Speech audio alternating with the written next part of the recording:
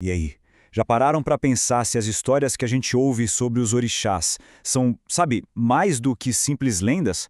Hoje a gente vai mergulhar numa obra fascinante chamada O Código de Umbanda. A proposta dela é ousada, diz que existe uma verdadeira ciência, uma estrutura lógica por trás de toda a mitologia que a gente conhece.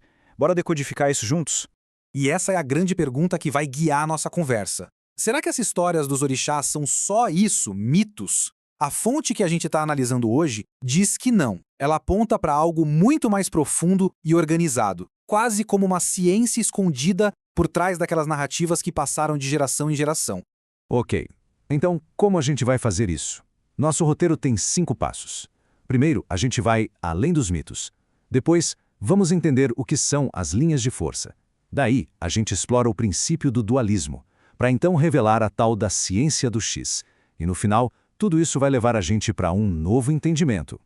Vamos começar pelo primeiro ponto: ir além dos mitos. A ideia central da obra é bem forte, olha só. As lendas que a gente conhece são tipo a capa de um livro. Sem a chave para entender o que está dentro, que seria essa visão científica, a gente fica só olhando a capa, sem nunca acessar o conhecimento de verdade. E essa chave leva a gente direto para o segundo ponto, as linhas de força. Pensa nelas como se fossem os alicerces, os tijolos que constroem todo esse sistema. São basicamente os canais por onde as energias e as irradiações dos orixás fluem. E a base de tudo isso se resume a 3 tipos de linhas. As linhas puras, que são as mais simples de todas, as linhas mistas, que já são um pouco mais complexas, e, por fim, as linhas energomagnéticas, que é onde a coisa fica realmente interessante. Vamos ver cada uma delas rapidinho. Começando pelas linhas puras. O nome já diz tudo, né? Elas são super básicas, feitas de um elemento só e correndo em uma única direção. É como uma via de mão única. Uma corrente de energia bem direta e focada. É o ponto de partida de tudo. Já as linhas mistas, bom, aqui a coisa começa a se misturar. Elas são formadas por mais de um elemento, e o ponto principal flui nas 2 direções ao mesmo tempo.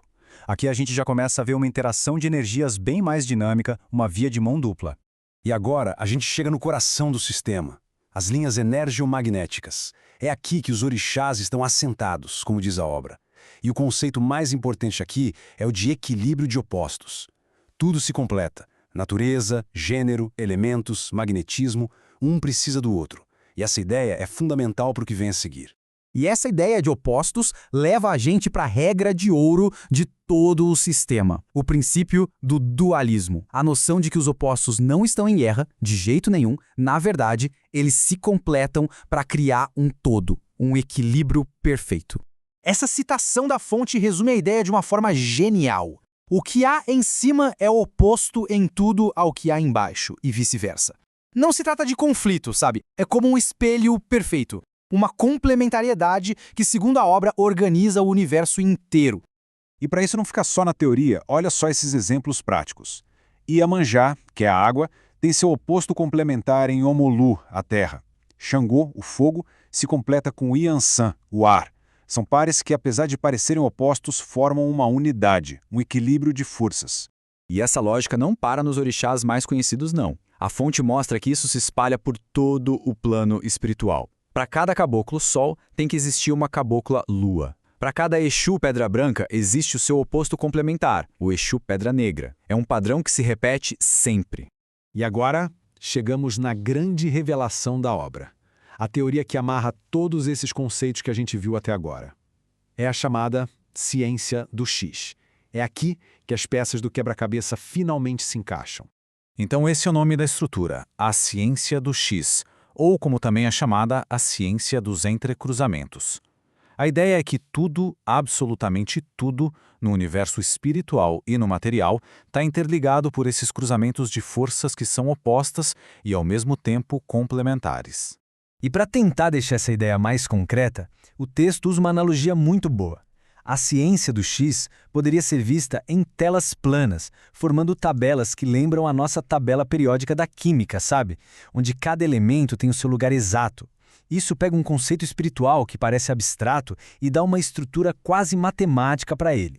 E dentro dessa ciência do X tem uma estrutura-chave, o triângulo de forças. No topo, o orixá ancestral, que representa a imanência, ou seja, a presença de Deus em tudo. À direita, o orixá de frente, que é a onipotência, o poder máximo. E à esquerda, o orixá junto, que é a onipresença, a capacidade de estar em todos os lugares. Juntos, eles formam a base do poder divino nesse sistema. Certo. A gente viu essa estrutura toda, a tal ciência do X. Mas a pergunta que fica é, e daí? Como é que isso muda a forma como a gente olha para as lendas? É exatamente isso que a gente vai ver agora em um novo entendimento. É o momento em que os mitos se transformam no que a fonte chama de mistérios. Olha só, este exemplo é perfeito. A visão do mito diz, Xangô foi marido de Oxum. A visão científica que o livro propõe traduz isso para o ígneo Xangô completa mineral Oxum. A gente sai de uma relação pessoal, de uma história, e entra num princípio de complementariedade entre elementos da natureza. E aqui vai outro exemplo muito forte. O mito diz, Pombagira é mulher de 7 Exus. A interpretação científica disso seria algo como a existência do desejo, que é Pombagira, transforma uma força que era passiva, o Exu, em um agente ativo e muito mais potente. A alegoria é decodificada e vira um princípio de funcionamento energético. E a fonte usa essa frase, que parece um trava-língua, para reforçar uma ideia central. Esse sistema todo não foi inventado por alguém, ele é uma descrição de leis divinas.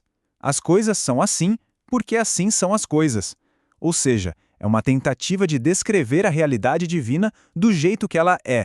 E aqui a gente chega no ponto central de tudo isso. Segundo a fonte, os orixás não são personagens de historinhas. Eles são a própria manifestação de princípios divinos. São mistérios que vêm de uma única fonte, Deus ou Olorum.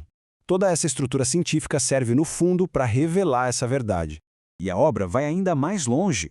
Se tudo vem de uma única fonte e obedece a essas mesmas leis universais, então a ideia de competição entre religiões não faz o menor sentido. O que existe é complementariedade. Cada religião seria uma peça diferente no gigantesco quebra-cabeça da evolução humana. E isso tudo deixa a gente com uma pergunta final para pensar. Se as religiões não estão competindo, mas na verdade são complementares, dentro de um grande sistema divino, o que isso realmente muda na forma como a gente enxerga o mundo e as outras pessoas?